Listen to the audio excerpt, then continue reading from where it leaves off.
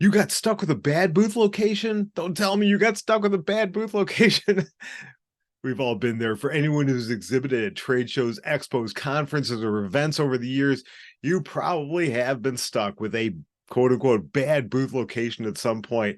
You know what I'm talking about. We're talking about being stuck in the back corner on one of those aisles that is all the way off to the sides, or maybe in a secondary hall because they oversold the show. So what do? Do you just give up and take what attendance possibly happens to walk your way, those attendees that maybe they're lost too, so they finally walk past your booth? Or do you take control? We're here to show you how to take control. I'm Jim from Trade Show University. This is another one of our 5-minute pro tips.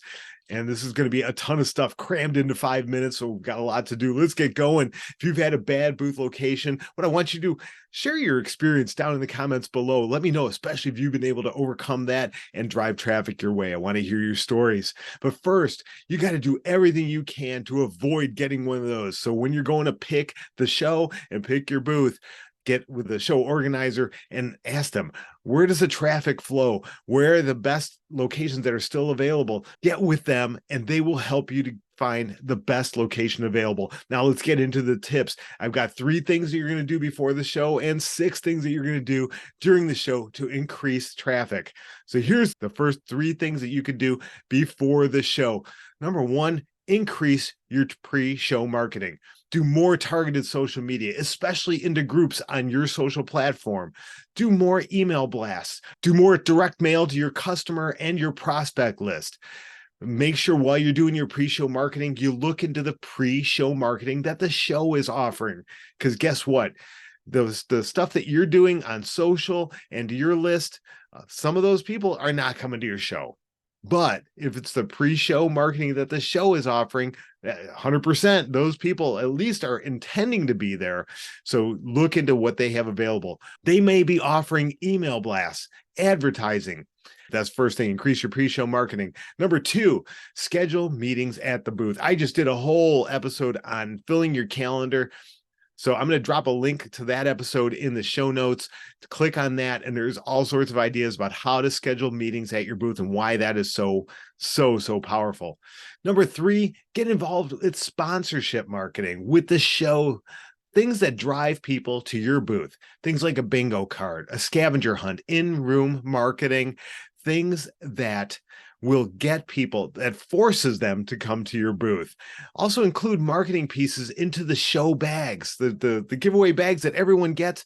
Include marketing pieces in the show bags that drive people to your booth.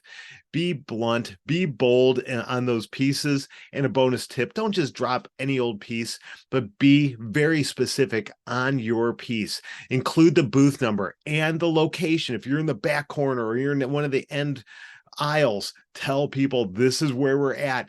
And more importantly, tell them why should they come and visit you. Don't just assume that they're going to stop by because you did some marketing. Tell them the reason why. So that's the 3 things you do before the show. Now here's some ideas for things you could do at the booth during the show. There's 6 things here. Number 1, engage the senses.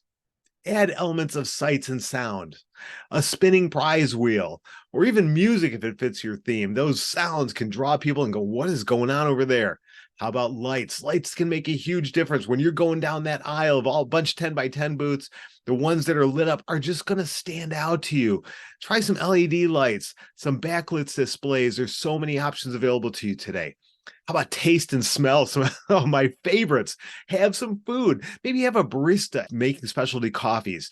Have some popcorn. Have some fresh baked cookies. But make sure that when you do this, you're taking advantage of those people that are in your booth. You're not just letting them come in, grab their latte and hitting the road. Second idea, run mini events right there at your booth. If you have enough room to set up some chairs, then have little mini seminars and hit topics that are going to be of interest to the attendees that are going to get people into your booth. So run those mini events at your booth. Number 3, hire talent to bring in more attendees. a magician, a game show host, some sort of entertainer. As they're walking by, they're going to be drawn in, especially the ones that know how to do trade shows. They're masters at drawing people, or even hire a brand ambassador, someone who looks like they work for your company. You dress them the same way, and their whole job is to engage people as they walk by. So that's number 3, hire talent to bring in some more attendees. Tip number 4, run a special promo or a giveaway. Anything that you could do that's got a great perceived value, that's going to get more people coming to your booth. But make sure you mention that in your marketing as well, and make it big and bold if you want to get people in that are going to sign up for your giveaway. And here's a bonus tip: run a double back promo to get people to your booth a second time. So this is something where they've got to be present to win.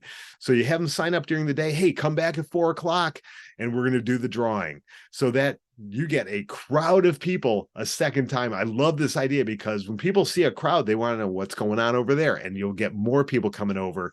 They could sign up at the last second before you do that drawing. So that's number 4, run a special promotion or giveaway. Number 5, be more aggressive when you're engaging with people.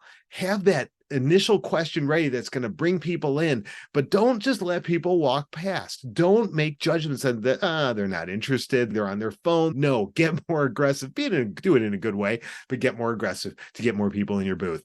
And number 6, get outside your booth when traffic slows, or even at the beginning. If it's a big show and you've got one of those booths in the back corner, you're not going to see anybody for a little while. They're not going to make beelines to the back corner, guaranteed. So it's going to be a little while. So get outside your booth. Network every chance you can. At lunch, in line at registration, on the elevator, everywhere. Network with all of the booths around you. You never know when you're going to find your next customer, or a vendor, or a supplier, or someone that you can network with and make referrals to. So that's number 6. So there's 9 tips for you.